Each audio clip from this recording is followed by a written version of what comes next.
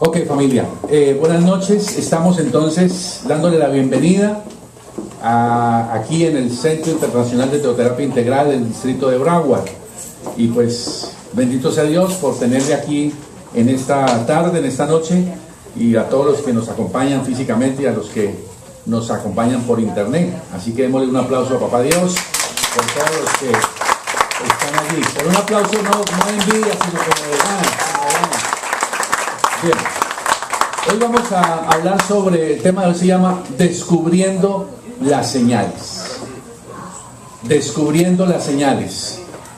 Animándole a que quiero verle tomando nota, sobre todo los varones que tienen complejo de jefe con la esposa y la ponen de secretaria. Animando a los varones a que tomen nota. Que tomen nota. Bien. Cuando hablamos de señales, hay ejemplos que nos ilustran la importancia de descubrir las señales. Por ejemplo, cuando miramos en el cuerpo humano siempre está dando ¿qué? Señales. Pero el problema ¿cuál es? El problema es que nosotros no reconocemos las señales que el cuerpo da. Y entonces, ya sea por ignorancia, ya sea por arrogancia, ya sea por terquedad, por necedad, en eso los varones somos campeones, no nos gusta ir donde el médico normalmente, y entonces no le hacemos caso a esas señales y nos metemos en problemas. Después viene el cáncer. ¿Cuál es el problema del cáncer? Que cuando se descubre a tiempo tiene una gran probabilidad de ser manejado. Cuando ya se descubre tarde, pues a veces no hay casi nada que hacer. Ahora la pregunta es, ¿el cuerpo dio señales? El cuerpo debió dar señales. Hay cánceres que en un determinado momento, bueno, yo no soy médico, no sé si lo puedo asegurar así completamente, pero puede haber cánceres que no dan aviso de nada, es posible. Pero le puedo asegurar que el cuerpo da señales cuando algo no está andando bien. Los infartos, ¿qué hacen? Dan señales. Los accidentes cardiovasculares, las trombosis, los derrames cerebrales, siempre dan señales. El tema es que nos da una señal y digan, no, es que eso fue que estuve jugando fútbol el sábado pasado y me golpearon y ese es el dolorcito que tengo. Y cosas así, o trabajé muy duro, es que yo me agaché, no sé qué, lo que sea, mi mujer me tiene lavando los platos, es todo eso, ¿no? Entonces, a veces da eso. Bien. ¿Qué pasa en los negocios? ¿Qué pasa en los negocios? Los negocios también, los negocios van dando señales, las empresas van botando señales. Hay una teoterapia que creo que la hemos mencionado varias veces, pero no la hemos dado en estos 5 años, que se llama ¿Quién se robó mi queso? De un autor que creó una fábula y cuenta la historia de 2 ratoncitos y 2 hombres que enfrentan el mismo desafío. Ellos vivían y comían de un queso. Y un momento a otro el queso desapareció. Y entonces comienza a narrar qué fue lo que empezó a suceder, cómo reaccionan los 2 ratoncitos y cómo reaccionan cada uno de los 2 hombrecitos. La cosa es que una de las características es que los ratones, en un momento dado, por su olfato, comenzaron a darse cuenta que el queso estaba ¿qué? No estaba desapareciendo, se estaba pudriendo. Por su olfato, el ratoncito tenía esa capacidad. Los hombrecitos no se dieron cuenta porque a ellos lo que les interesaba era ir y comer queso. Sí, el queso. Entonces, son señales en las empresas, en el matrimonio. El matrimonio va dando señales. En las relaciones de amistad, las señales son muy importantes. Y nosotros en la vida cristiana pues también tenemos señales. Dios está dando señales.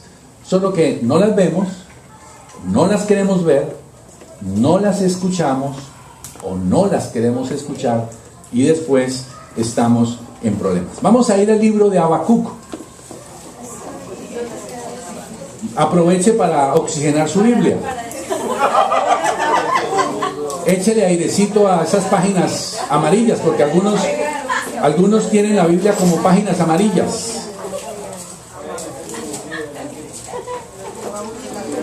Entonces, ahora que está buscando, hágale así. Está antes de los evangelios. Está por allá con Nahum. Después de Nahum está Habacuc. Ese es un profeta menor. Y en el capítulo 3, Habacuc está orando. Y en un momento de la oración, no vamos a ver todo el contexto, pero lo que llama la atención es que en un momento, en medio de lo que estás orando, él en el versículo 2 dice: oh Jehová, he oído tu palabra y temí. Dice: oh Jehová, aviva tu obra en medio de los tiempos. En medio de los tiempos, hazla conocer. Y en la ira, acuérdate de la misericordia. ¿Por qué está haciendo Habacuc este tipo de oración? ¿Cómo podríamos catalogar este tipo de oración? ¿Es una oración de angustia? Un clamor. ¿Es una oración de emergencia? ¿Sería una llamada al 911 espiritual? Si existiera un 911 espiritual, esta sería una llamada al 911 espiritual. Por favor, oh Señor, aviva tu obra en medio de los tiempos. En medio de los tiempos, hazla conocer. Había como un clamor y una angustia en el corazón de este profeta con esta oración. Y quiero que vamos a volver a este pasaje después de que sigamos viendo algunas otras cosas, pero por ahora yo quiero que usted entienda dos cosas que están allí, tres palabras que son importantes. Lo primero dice en medio. ¿Qué significa en medio? Y le animo a que lo subraye porque es un punto de partida importante para que podamos entender esto de las señales. Capítulo 3, versículo 2. Dice, en medio. La forma correcta, digamos, moderna de decirlo sería en la mitad. En medio, en la mitad. O sea, el profeta está haciendo referencia de que ha habido un punto inicial y que en ese momento se está ¿en dónde? En el medio, en la mitad. Y es importante que nosotros veamos cuántas veces se dice en medio. Ahí en el pasaje. 2 veces él insiste en el mismo concepto. Dice en medio, en la mitad, hablándolo en el lenguaje parafraseado. Ahora, en medio y en la mitad, ¿haz qué? Está pidiendo el profeta. 1, avivar. La palabra avivar, que vamos a ir desarrollando en todo este tiempo que estamos oyendo lo que Dios ha venido hablando en nuestro corazón. Básicamente, avivar, ¿qué significa? ¿Qué es avivar? Es darle más fuerza a algo que ya tiene alguna fuerza. ¿Ok? Es un fuego que ya está, pero que necesita ser aumentado. ¿Ok? Ojo a eso. O sea, avivar no es dar vida. Avivar es que a la vida que hay se le da más fuerza, se le da más vida, si usted lo quiere de esa manera. Entonces él está diciendo en la mitad, ya voy a explicar por qué en la mitad, a la que hay vida es necesario darle más vida, como el hombre que está haciendo su barbecue o el asado argentino. Entonces en un momento dado usted mira las brasas y ¿qué conclusión saca? Dice, No, hay que avivar esto. Entonces, ¿qué se hace? Entonces se hacen varias cosas.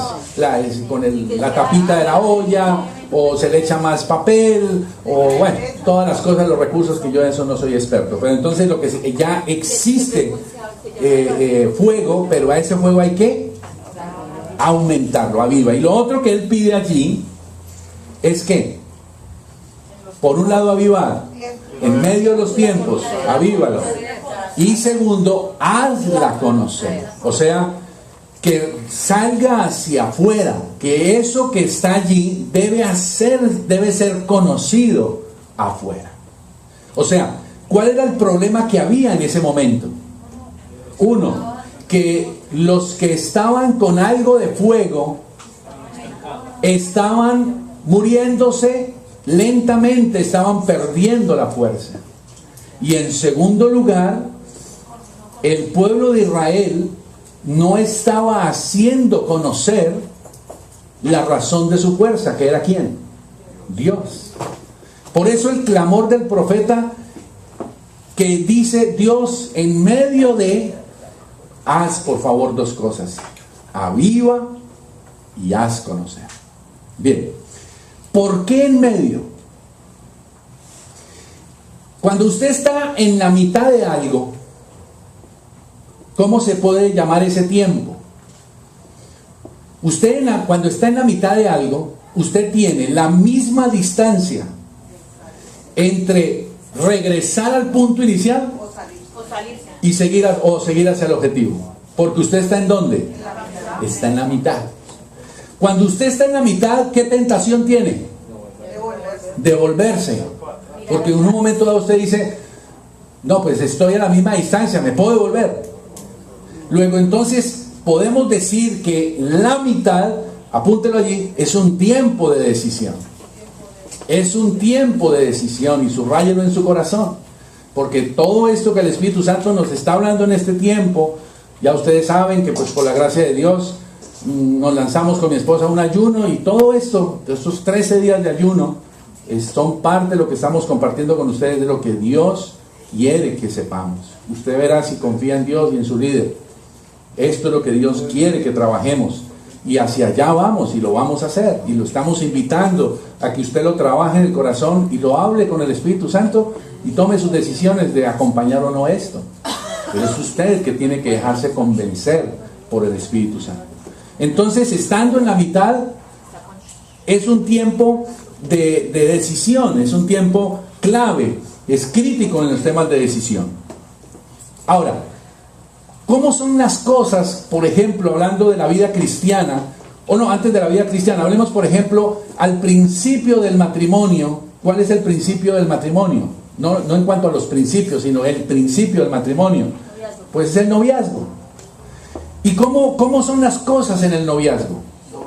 Son bonitas, de alguna manera son fáciles, todo funciona, todo es chévere, todo es... ¿Okay? ¿Cómo es al principio del matrimonio? Lo mismo. ¿Cómo es en la vida cristiana? Lo mismo.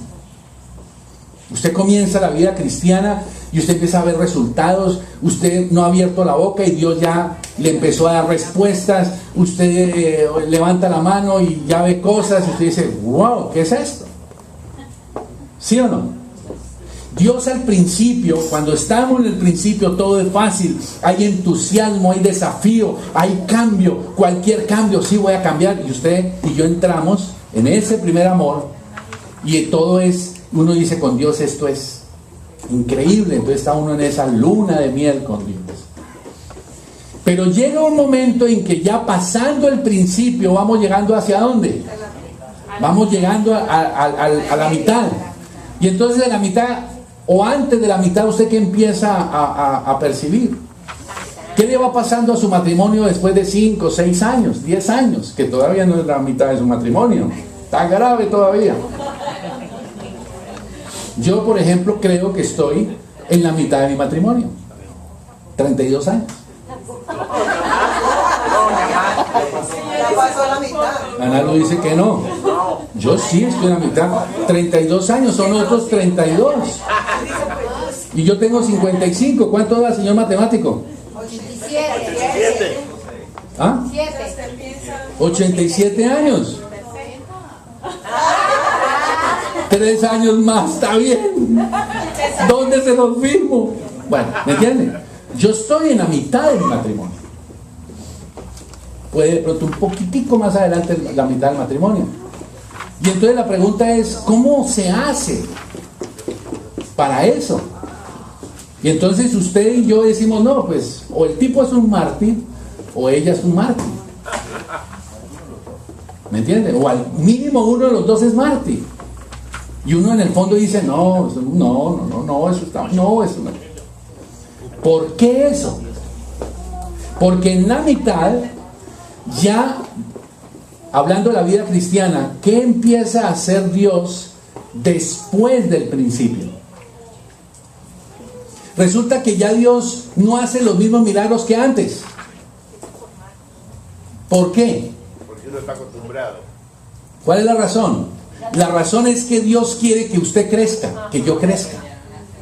Porque ya es como cuando usted al niño antes, para que se porte bien, ¿usted cómo lo compra?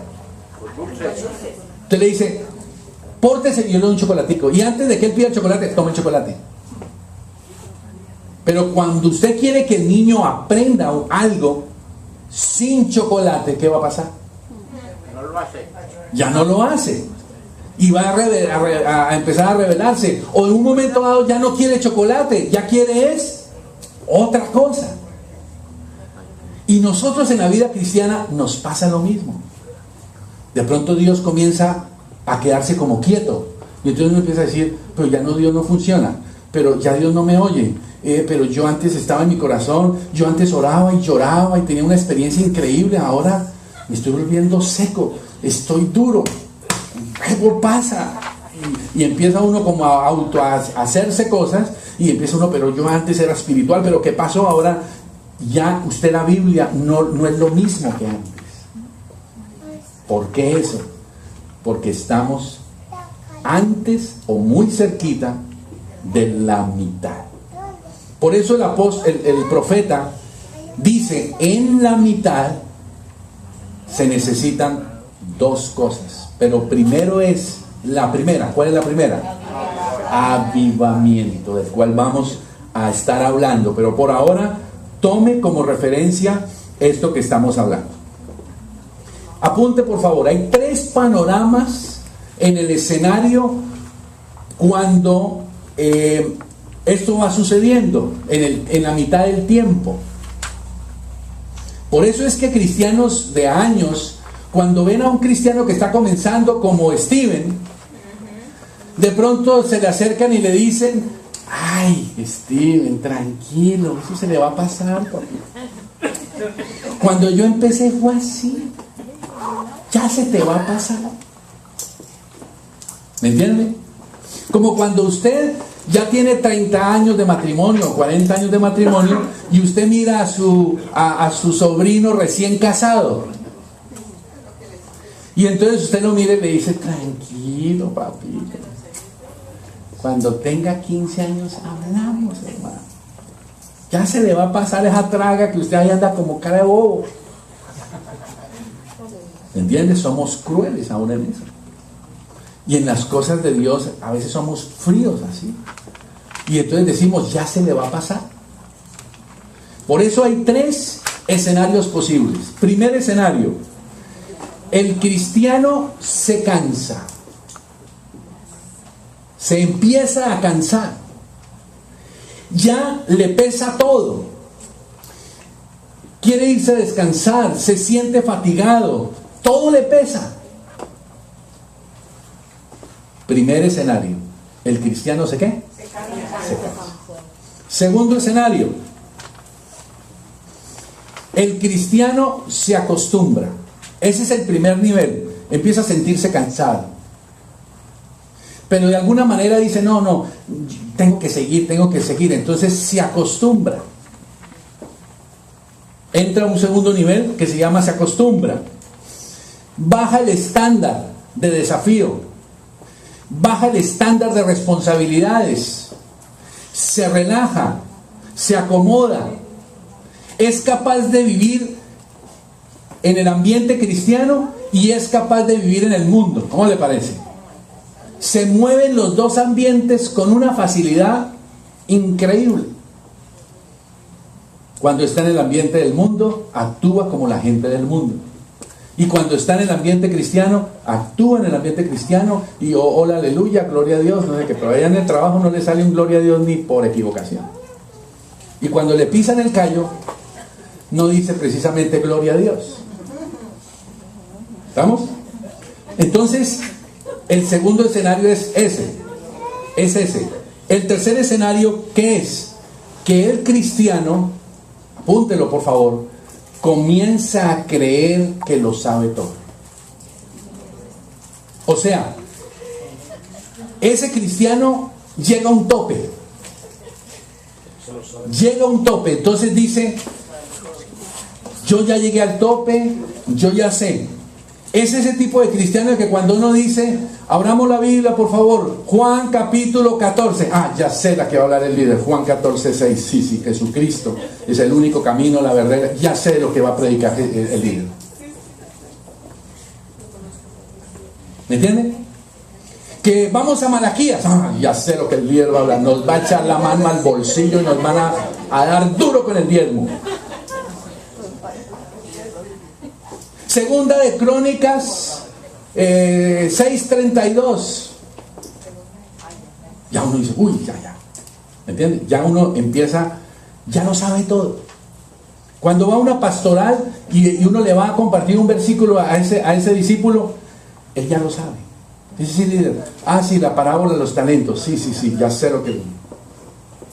la parábola de la buena tierra. Sí, yo sé los 4 tipos de terreno. Llegó al tope.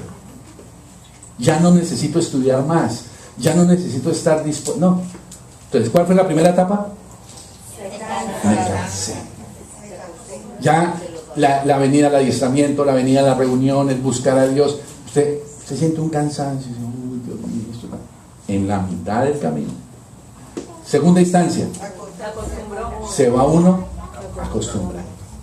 Dice, listo, acumulamos. Y en tercer lugar, esa persona entra a decir, yo ya lo sé. Haga adiestramiento. Yo ya hice adiestramiento. Yo ya hice el adiestramiento. Ya hice el CF2. ¿Qué otra vez? No, ya con el CF2. Yo con el CF1, me han dicho, con un buen CF1 yo tengo. El CF1 no, eso, ya. Entonces, el peligro de esto genera que estas señales se van dando y a veces no las vamos reconociendo. Entonces vamos a Isaías 29:13, recordando lo que hablamos hace una semana, solo rápidamente recordando que allí Jesús al pueblo de Israel en el Antiguo Testamento les habló de unas señales. ¿Qué dijo en Isaías 29:13? Este pueblo de labios me honra, se acercan a mí con pura palabrería, pero su corazón está lejos de mí. Ahí el Dios al pueblo de Israel está haciéndole un diagnóstico y está hablando de señales. ¿Qué señal está hablando ahí el Señor? La señal es que su corazón está lejos del corazón de Él. Para que usted entienda este punto, en el ayuno el Señor me hizo acordar de algo que yo experimenté y me ha ayudado mucho para reflexionar y motivar mi corazón a buscar más la presencia de Dios. Yo tuve un tío, hermano de mamá, ya murió, que andaba en silla de ruedas. Alguna vez creo que les compartí a ustedes que era el primero que se levantaba y el último que se acostaba, y duró 40 años en una silla de ruedas. Y se casó buscó una mujer en una silla de ruedas, cautivó a una mujer y tuvo 2 hijos. Y él sexualmente no funcionaba, porque él estaba paralítico. Y fue un hombre que quebró 3 veces y levantó sus empresas, y fue un hombre que hizo platica. Y era un hombre que hacía servicio social, y era, el tío Jorge era un católico muy definido y un muy buen católico. O sea, es de los católicos pocos que yo he conocido que cuando dicen soy católico, era de verdad. Era de verdad. Él es el tío que yo les conté que quiso ser sacerdote y no lo dejaron porque estaba en una silla de ruedas. Aún así, fue fiel a su iglesia católica, daba su diezmo, era un hombre que invertía en la obra de Dios en medio del ambiente católico. Fue un hombre al que yo me le quité siempre ese hombre. Y el tío, en su silla de ruedas, le fascinaban las abejas. Porque además, lo que se dice es que para las personas que tienen artritis y tienen problemas de parálisis, la picadura de las abejas son buenas. Porque hacen que genera una reacción, circulación, ese tipo de cosas. Bueno, entonces mi tío, adrede, él se le metía a las abejas sin máscara y sin guantes. Y al principio pues a él le fascinaba que lo picaran, porque pues de alguna manera no sentían muchas partes de su cuerpo, y aquí para abajo no sentían. Y entonces yo era un pelado de 8, 10, 12 años, y yo lo acompañaba, y yo aprendí todo eso de la apicultura. Aprendí cómo aislar una reina, a controlar los zánganos, limpiar una colmena, cómo sacar la miel, las vueltas que yo le di a una centrífuga sacando miel, usted no han dicho cualquier cantidad, se empacara miel, vendí miel. O sea, yo aprendí eso. Y una experiencia tremenda es cuando uno ya no necesita acercarse a las abejas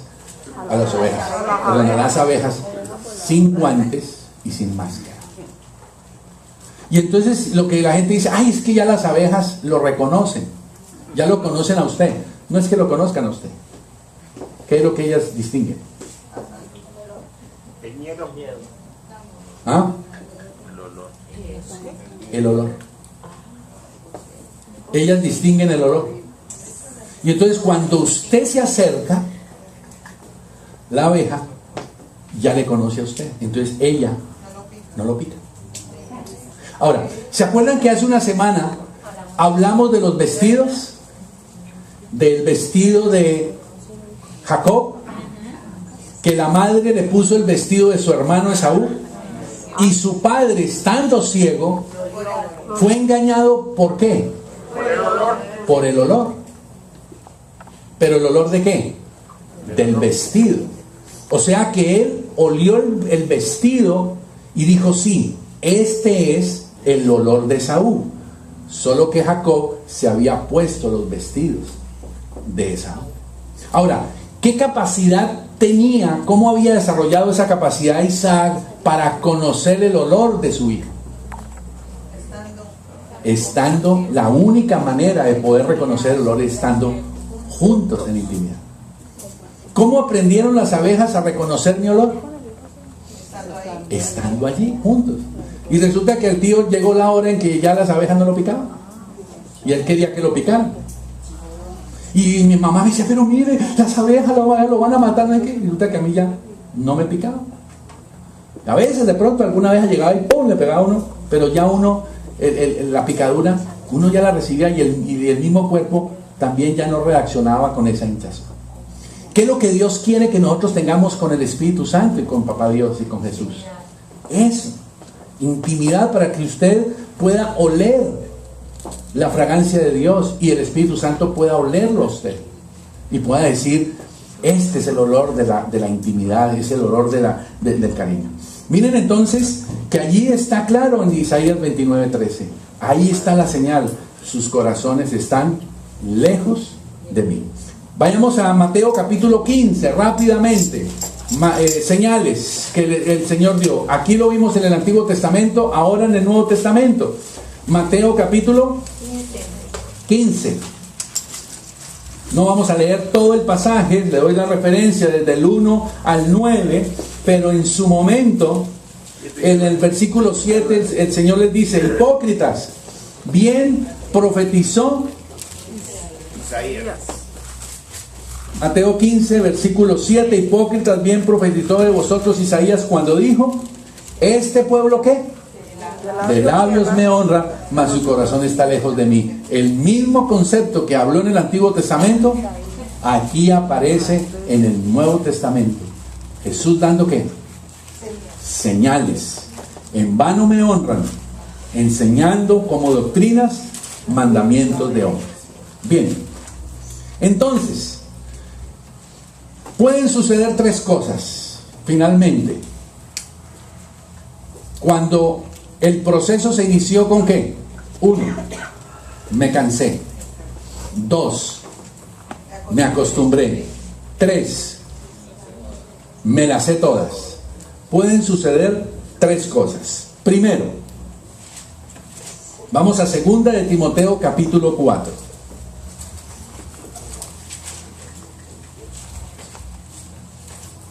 Segunda epístola del apóstol Pablo a Timoteo. Y aquí quiero animarles a que durante estos días estén leyendo 2 de Timoteo, todo el libro, toda la epístola, porque aquí hay señales y hay cosas bien interesantes. Y hoy vamos a trabajar lo que dice allí. En el capítulo 4, 2 de Timoteo, capítulo 4, versículo 9, aparece algo que uno dice, pero ¿cómo? ¿Puede suceder esto en el ambiente cristiano? Dice, porque Demas me ha desamparado amando este mundo y se ha ido a Tesalónica. ¿Quién era Demas? ¿Era un discípulo? ¿Era cristiano o no era cristiano? Era cristiano. Entonces, Demas empezó por qué parte del proceso. Un día se cansó. Después Demas, ¿qué hizo? Se acostumbró. Después Demas, ¿qué hizo? Dijo, no, ya lo sé todo. Y ya finalmente entonces, ¿qué hizo? Dijo, me voy. Y dice que se fue, ¿a dónde? No, ¿a dónde se fue? No, ¿a dónde se fue? Se fue a amar el mundo. Y entonces uno dice, pero ¿cómo un cristiano puede ir a amar el mundo y dejar las cosas de Dios para ir a amar el mundo? Pues sucede. La pregunta es, ¿algunos de nosotros podemos estar ya en este proceso? No sé si usted ya se cansó. No sé si usted ya lleva tiempo acomodado. No sé si usted ya llegó al punto en que ya lo sabe todo, que no toma nota. Con todo cariño se los digo, a los que no están tomando nota. Ya se lo sabe todo, ya no necesita apuntar, usted escucha solamente. Y la ciencia dice que solamente usted retendrá hoy el 15% de lo que usted escuchó si no apuntó. Y sin embargo entonces usted dice, no, yo no apunto. ¿Por qué? Ya me la sé. Y usted puede estar a puertas de una primera situación. ¿Cuál es la primera situación? Irse. ¿Irse a dónde? Al mundo. Ahora, uno dice, pero no, yo me puedo ir, pero yo no me voy a pecar y a hacer, ya no me voy a volver. Es posible, pero aquí dice que se fue ¿a qué? A amar el mundo. ¿Qué significa irse a amar el mundo? A pecar cosas del mundo. No necesariamente es irse a un prostíbulo. No. No necesariamente es ir a emborracharse. No. A perder de vista el primer amor que debe ser la primer amor de su vida, que es el Señor. Usted puede decir, no, pero yo me tuve que ir a trabajar porque yo tenía que trabajar, y usted se fue a amar el mundo, se fue a amar el trabajo. Se ha agradecido con su trabajo, pero usted como hijo de Dios no puede amar el trabajo, y menos amarlo más que al Señor. Yo sé que usted y yo hicimos un gran esfuerzo en nuestra profesión y gastamos tiempo y mucho dinero para ser profesionales, pero usted no puede amar más su profesión que al Señor. Piénselo bien. Dios está llamado a ser amado por encima de todo. Usted no puede amar a sus hijos más que a Dios.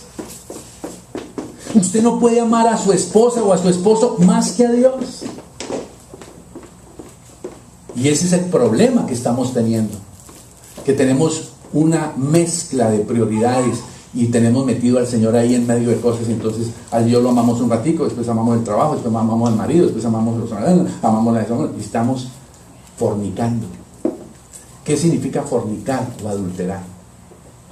apúntelo, significa amar a alguien o algo que no me pertenece. Eso es fornicar. Y no estamos hablando necesariamente de fornicación sexual, aunque es la aplicación también. Adulterar y fornicar. La fornicación es, hablando en términos sexuales, es tener relaciones sexuales con solteros antes del matrimonio. El adulterio es relaciones sexuales dentro de, o estando en el matrimonio, fuera del matrimonio, o no necesariamente relaciones sexuales, sino tener cualquier tipo de, aún solo el pensamiento, con alguien que ¿qué? Que no me pertenece. Ah, pero es mi novia. No te pertenece. ¿Por qué? Porque no te has casado. Ah, pero nos amamos y estamos juntos. No te pertenece. A menos que ya por una situación particular ellos dos han decidido vivir juntos y van camino a, y todavía no se pueden casar por alguna circunstancia particular, que hay las excepciones. Contaditas, pero las hay. ¿Estamos? Pero no le pertenece. Por eso es importante que el matrimonio. Entonces, ¿qué es fornicar espiritual o adulterar espiritualmente? Amar algo o a alguien que no me pertenece. ¿Usted a quién le pertenece? A Dios. ¿O ignoráis que vuestro cuerpo es templo del Espíritu Santo, el cual tenéis de Dios, y que no sois vuestros? ¿Qué significa no soy vuestros? Ya ni siquiera me pertenezco a mí mismo. Por eso no puedo amarme a mí mismo más que a Dios, porque ahí ¿qué estoy haciendo? Estoy fornicando, adulterando espiritualmente. Primer escenario o primer resultado. Ahí está veamos el versículo 14 de ese 2 de Timoteo también. ¿Qué dice? Alejandro, el calderero, me ha causado muchos males. El Señor le pague conforme a sus hechos. ¿Quién era Alejandro? Alejandro era otro que hacía parte de la iglesia. Y este hombre no solo no estaba metido en las cosas de Dios, sino que estaba haciendo, haciéndole daño al siervo de Dios, haciéndole daño a la obra de Dios. Y yo le pregunto, ¿hasta dónde en un momento dado su mediocridad, ni flojera le está haciendo daño a la obra de Dios? ¿Usted cree que hay personas, una persona que llega aquí nueva, qué es lo primero que se agarra a hacer? Y comienza a observar y empieza a mirar y dice, a ver, ¿cómo es la cosa? ¿Quién es este? ¿Este qué es? ¿Qué es esto? Claro, al primero que observan al burro adelante y detrás a mi esposa. ¿Cómo se puso? ¿Qué se vistió? ¿En qué carro viene? ¿Cómo es la cosa? ¿Se peinó? ¿No se peinó? ¿Se arregla las uñas? No sé cuáles son los zapatos que tiene Armani. ¿Armani es?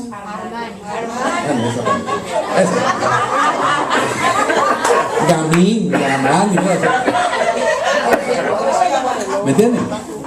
Pero se pone a observar y entonces dice, y ese, no, esta parejita son de años en el Senti. De años en el Senti. Y lo mira y entonces empieza a decir, y este de años en el Senti, pero ¿y esto cómo es? Y empieza a mirar y a observar.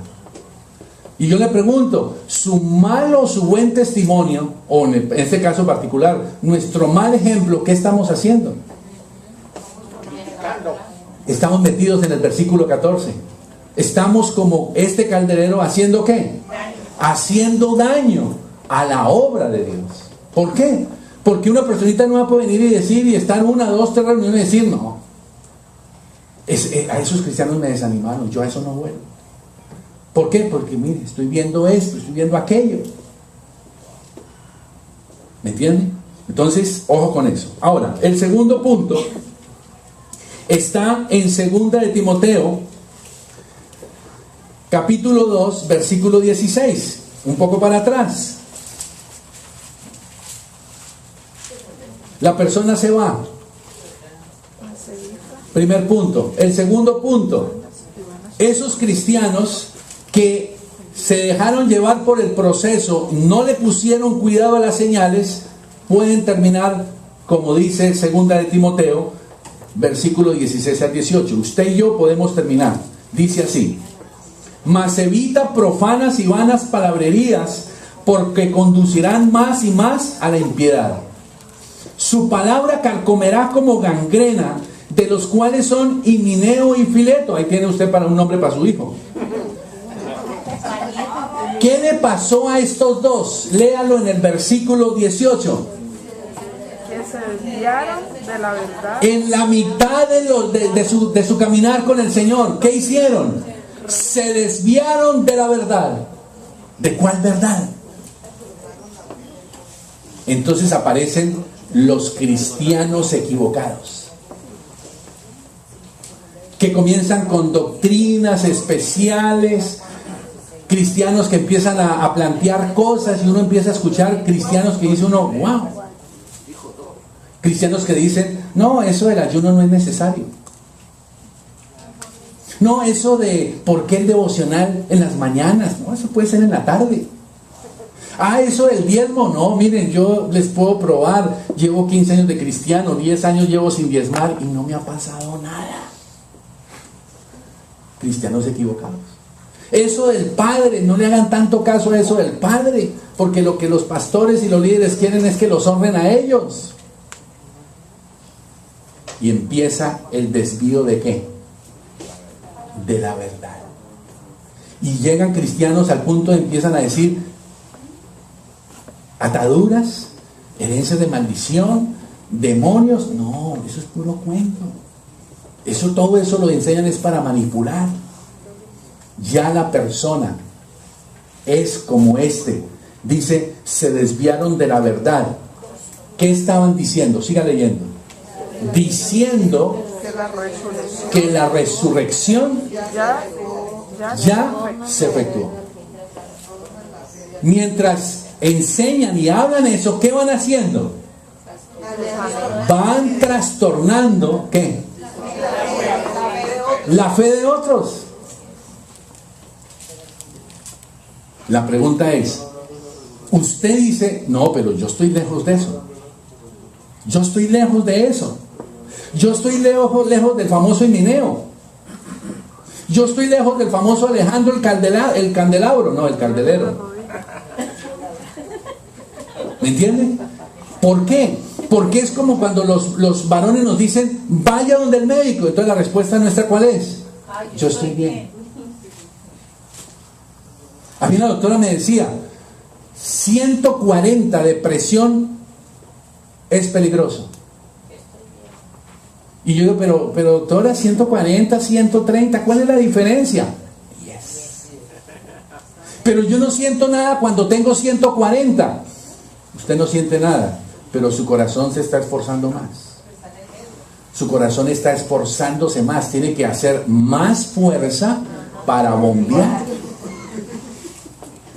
Y esa más fuerza, latido por latido, día tras día, semana tras semana, va haciendo que el músculo del corazón se vaya afectando, porque él no está diseñado para tensión 140. Si usted cree que solo cuando la tenga en 220, ahí sí sale para la clínica. No, hay algunos que llegan siguen en la casa. Y sí, bien. Y llegan allá y los atienden y les bajan a esta y cuentan después el testimonio. ¿Me entienden? Entonces, la pregunta es, espiritualmente, usted de pronto está leyendo estos versículos y dice, no, yo estoy muy lejos de eso. Hace 15, 20 años, cuando se planteaba que el divorcio entre los cristianos, ¿qué decíamos? No, absurdo, no, ¿cómo va a ser? No, eso es imposible. Ahora es así. Es pan de cada día. ¿Y entonces cómo así? Hace 25 años hablar de una iglesia especializada para cierto tipo de personas. Ya las iglesias es, esto es para blancos, esto es para negros, esto es para unos, esto es para otros. Cuando la Biblia no habla de eso. Entonces, lo que quiero animar es que el Espíritu Santo en este tiempo ha hablado a mi corazón, y es eso, de que nos despertemos a ponerle cuidado a las señales. Y la señal más peligrosa es cómo comenzaron estos Emineos y estos Alejandros. Comenzaron con un primer paso. Se alejaron del corazón de Dios. Dejaron de adorar al Señor en la madrugada. Dejaron de levantarse temprano. Dejaron de ayunar. Dejaron de buscar el rostro de Dios. Siguieron fue pidiendo y pidiendo y pidiendo. Y como estamos diciendo, no está mal que pidamos. Mas ahora el Espíritu Santo está diciendo, ustedes necesitan avivamiento. ¿Por qué? Porque estamos en medio, estamos en la mitad. Estamos en un momento crítico. Y entonces, mire lo que dice, allí está. Leamos ahora 2 Timoteo 2:23. Pero desecha las cuestiones necias y las cuestiones insensatas, sabiendo que lo único que engendran es contiendas. Y usted tiene que analizar y parar y decir, oiga, yo soy de las personas que empiezo a hablar con los amigos y termino una contienda. Hablamos de política y terminamos contienda. Hablamos de economía y terminamos en contienda. Hablamos de fútbol y terminamos en contienda. Y con mi esposa, con mis amigos, con el líder, con el discípulo, con el vecino, con el perro y con el gato, hasta con el gato pelea. ¿Qué será lo que está pasando? 2 palabras: insensatez y necedad. ¿Por qué nos volvemos insensatos? ¿Por qué nos volvemos necios? Necio es aquel que escucha dirección de lo que tiene que hacer y no lo hace. Eso es ser necio. Una persona insensata: limpia tu corazón, honra a tu padre, ve y pide perdón, honra a Dios con tu vida, con tu lengua, abre tu boca, adora a Dios. No. ¿Estás esperando ayunar 15 días cuando te avisen que tienes cáncer? ¿Estás esperando ayunar 15 días cuando te avisen que te quedaste sin trabajo? ¿Eso es ser qué? Necio e insensato. Cuando el Señor te está diciendo, Manolito, hijo mío, dame tu corazón. Y por no hacer eso, por no tomar la decisión de tener esa intimidad con el Señor, entonces ¿qué sucede? Vienen todas estas cosas que están en la Biblia, que usted puede leer en 2 Timoteo después muy despacio, y usted y yo no estamos exentos. Hace 3 meses se retiró de la familia un misionero de 38 años de misionero, 45 años de vida cristiana. ¿Por qué? No, eso es lo de menos. Pero la respuesta al por qué, ¿saben cuál es? Perdió de vista el corazón de Dios. ¿Me entiende lo que le quiero decir? Porque se puso a mirar ¿qué? Se puso a mirar lo que no tenía que mirar, porque él lo que tenía que mirar era ¿a quién? Al Señor. Y eso mismo le puede pasar a tu matrimonio. Y cuando llegues a los 25 años vas a decir, qué jartera este matrimonio, ya me voy. Y estará a punto de orar a decir, uy, Dios mío, haz algo para que se vaya esta vieja. O este tipo. ¿Me entienden lo que le quiero decir? Y claro, suena como a chiste, pero es real. Es real. No voy a juzgar a mi hermano que se acaba de retirar. No lo voy a juzgar. Y posiblemente él podrá hablar de muchas cosas que tenga razón. Posiblemente.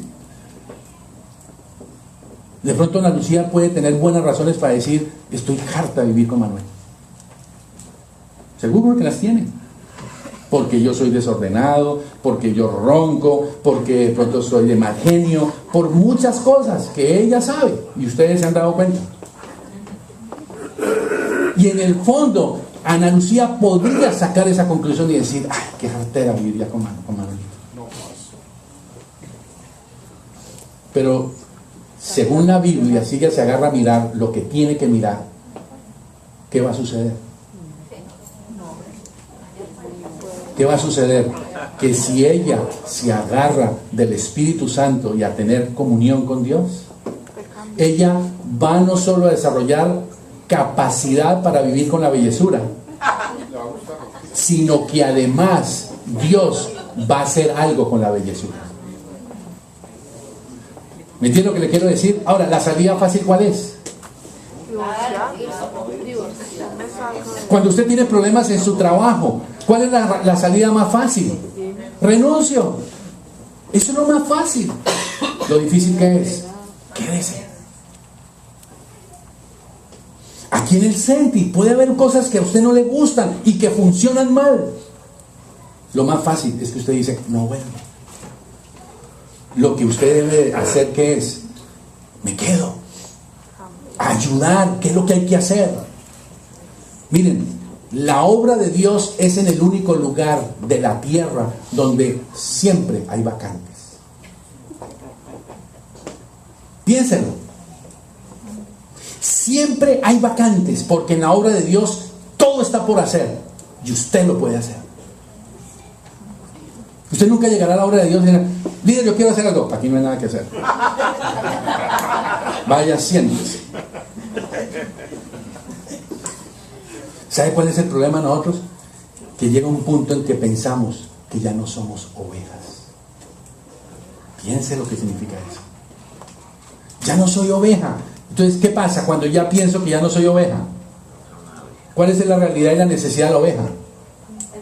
Necesito un pastor, ya no necesito líder. Necesito cuidado, necesito que me protejan, necesito que me den cariño. No tengo cachos para defenderme, no tengo uñas para defenderme. ¿Con qué se defiende una oveja? Los mordiscos de la oveja. Hágame el favor, los mordiscos de la oveja, lo que hace. Coloque usted 2 millones de ovejas al frente de un lobo, a ver qué le pasa. Al lobo no le pasa nada. Más bien el lobito se va a comer más de una ovejita. Porque las ovejas no tienen capacidad. Pero cuando usted y yo pensamos que ya no somos oveja, entonces ya pensamos que somos autosuficientes. Y yo quiero que entendamos que estos son llamados de atención que el Espíritu Santo nos está haciendo ahora, julio del 2013, para que usted y yo abramos. Vayamos aterrizando y entonces veamos lo que dice 2 Timoteo 2, versículo 7.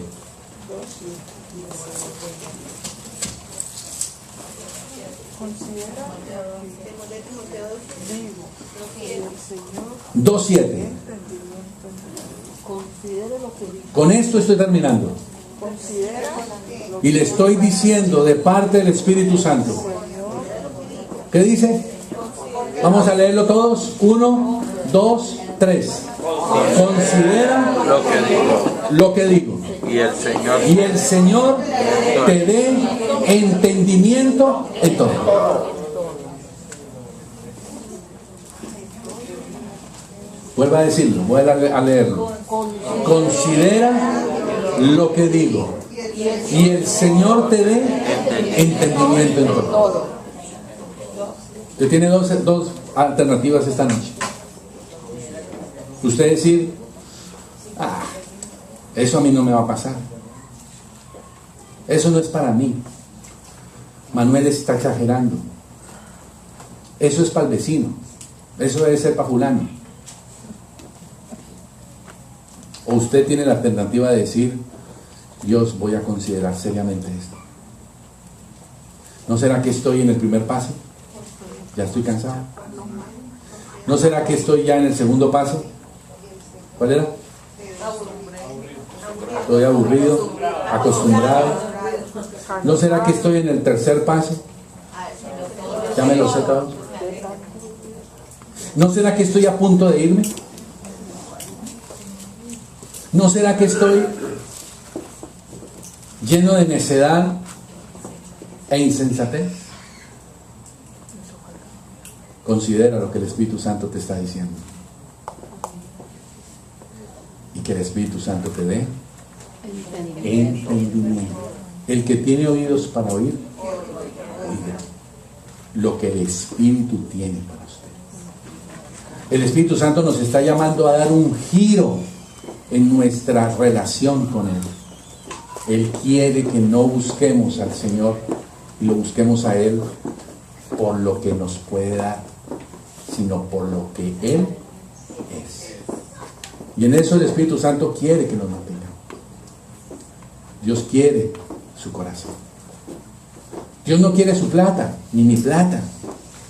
Dios no quiere sus hijos, créanmelo, ni quiere mis hijos, ¿no? Él sí quiere su corazón y mi corazón. Hijo mío, dame tu corazón. Y ese dame tu corazón implica una decisión libre y voluntaria.